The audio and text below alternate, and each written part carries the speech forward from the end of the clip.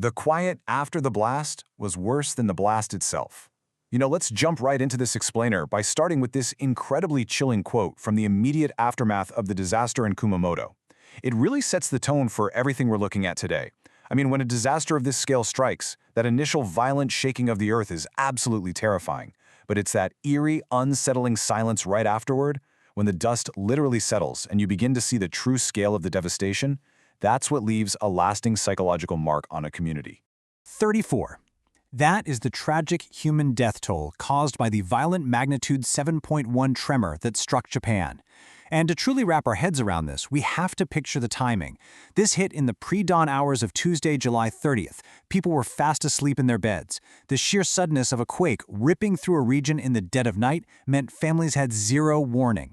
34 lives were lost in what turned out to be the most powerful earthquake to hit this specific region in a decade. It's a deeply localized human tragedy, and we really need to keep that at the forefront of our minds as we start unpacking the wider implications. So, welcome to today's explainer, where we're going to trace exactly how a deeply localized human tragedy so rapidly morphed into a massive global economic shockwave. We're examining the Kumamoto earthquake, an event that didn't just physically shake the ground in southern Japan, but sent violent tremors entirely through the complex, highly sensitive web of global manufacturing and international finance. We live in an era where an event on one single island can literally stop assembly lines on the other side of the planet. Today, we're going to figure out exactly how that happens. All right, here's our roadmap for today. We'll kick things off with the epicenter, move into rescue and recovery, and then map out the industrial shockwave. From there, we'll explore the global supply chain freeze, and finally, we'll zoom all the way out to international currency markets with the macroeconomic crisis. Okay, Part 1. The epicenter. Let's look at the actual sequence of events that devastated Kyushu, which is Japan's southernmost main island, and set this whole chain reaction into motion. Because this wasn't just a one-and-done deal. It was a relentless cascading disaster playing out over a terrifying multi-day window. On July 30th, the 7.1 magnitude quake hits Kumamoto, violently shaking the region and triggering an immediate catastrophic secondary event, a massive gas explosion at a local shopping mall. But the earth wasn't done moving. Just a couple of days later, on August 1st, a 5.7 magnitude quake struck way up in the northern Hokkaido region. This really showcased the sheer tectonic volatility rocking the entire country all at once. Finally, by August 2nd, formal search and rescue operations unfortunately had to conclude. Moving into Part 2. Rescue and recovery. Prime Minister Sanai Takaichi initiated a massive recovery operation, insisting that absolutely no one be left behind. Just look at the sheer logistical scale of this disruption. It's staggering. It required a massive military mobilization to manage. We're talking about over 180 homes completely flattened, just reduced to rubble in an instant, and another 3,500 severely structurally compromised, meaning they were entirely unsafe to enter. Imagine 70,000 households instantly losing access to running water. That forced 9,000 displaced citizens to crowd into emergency shelters just for basic survival. To combat this unfolding humanitarian crisis, the government rapidly deployed 4,600 troops. It was an immediate, massive drain on regional resources that demanded absolute precision from emergency planners. A lot of this rescue effort was focused on the Aeon Mall in Kashima. Before that massive gas explosion ultimately collapsed the second floor, about 3,000 shoppers had miraculously managed to evacuate to a parking lot after the initial quake. But the employees, they were still trapped inside. The rescue teams faced an incredibly perilous environment. They spent days frantically searching through unstable, crumpled concrete and twisted metal. These teams were risking their own lives in the middle of aftershocks. Ultimately, they pulled 5 miraculous survivors from the debris, but heartbreakingly, they also retrieved 7 bodies from the wreckage. Let's move to Section 3, the industrial shockwave, because we're going to see how this builds into an industrial tragedy right alongside the structural one. Right as the ground was shaking, a localized structural failure at the Nippon Paper Industries factory in Yatsushiro added another devastating layer to the human toll. A massive factory chimney toppled over, trapping 11 employees inside. Ultimately, 9 workers lost their lives, with only 2 rescued. This specific incident really forces us to confront a difficult reality about industrial safety protocols in earthquake zones. It just highlights how profoundly vulnerable these heavy, aging industrial sites are during unpredictable seismic events, regardless of how advanced a country's infrastructure is. Which brings us to the real pivot point of our explainer.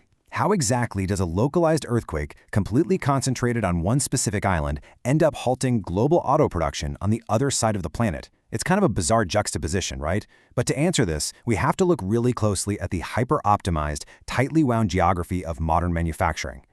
Section 4. Global Supply Chain Freeze. The answer lies in the fact that Kumamoto sits right in the middle of one of the Asia-Pacific region's most concentrated manufacturing zones. And that triggered an immediate domino effect.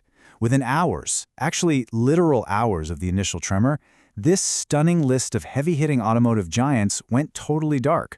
Toyota, Nissan, Mitsubishi, Honda, Daihatsu, and eventually luxury lines like Lexus, they were all forced to abruptly halt output at multiple domestic facilities. The supply line was instantly severed. This made it the broadest, most severe shutdown the Japanese auto industry had faced since the 2011 Tohoku tsunami. So the crucial takeaway here is that the entire global ecosystem relies on these specific, highly specialized factories working flawlessly. Let's take Aisin, one of Toyota's most critical suppliers. They make the heavy, physical door frames and body parts. Their Kumamoto facility went entirely offline and they couldn't even announce a restart date. On the flip side, you have Renesas Electronics, who make the microcontrollers essential for the computer systems inside modern cars. While they did begin a phased restart, they severely struggle to hit pre-earthquake output. And you simply can't just outsource this overnight. Even though Renesas has a new facility in India, that plant focuses strictly on chip packaging, not the actual complex fabrication needed to replace what was lost in Kyushu. The whole system is just incredibly precarious. Finally, Section 5, the macroeconomic crisis. Let's zoom way out to the geopolitical stage to see how this production shock hit an already vulnerable Japanese economy. 15 years. That is how long it had been since Washington intervened in currency markets on Japan's behalf.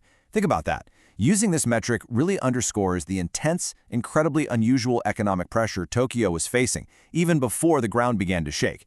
The yen had been under sustained, brutal downward pressure all year, leaving their financial foundations totally exposed.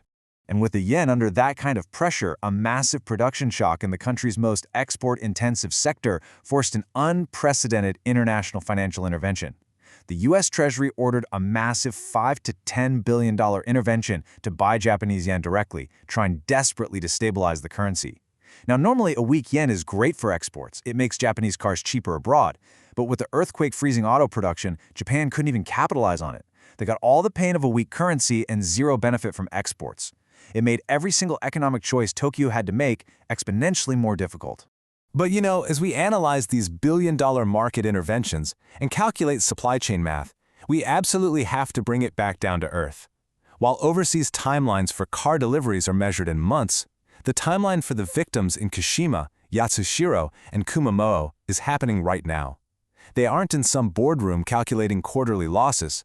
A community is actively mourning, sleeping on the floors of emergency shelters and trying to rebuild today. So I'm going to leave you with this final thought to consider as we continue to monitor the recovery in Japan and the ripple effects across the globe. We've built this incredibly efficient global machine, but when a localized tremor can require a multi-billion-dollar international currency intervention just to keep the broader system afloat, we really have to ask ourselves, in an era of hyper-connected economies, how can global supply chains adapt to sudden, catastrophic shocks without requiring massive government bailouts? Thanks for joining me for this explainer. I hope it gave you some valuable perspective on this incredibly complex situation.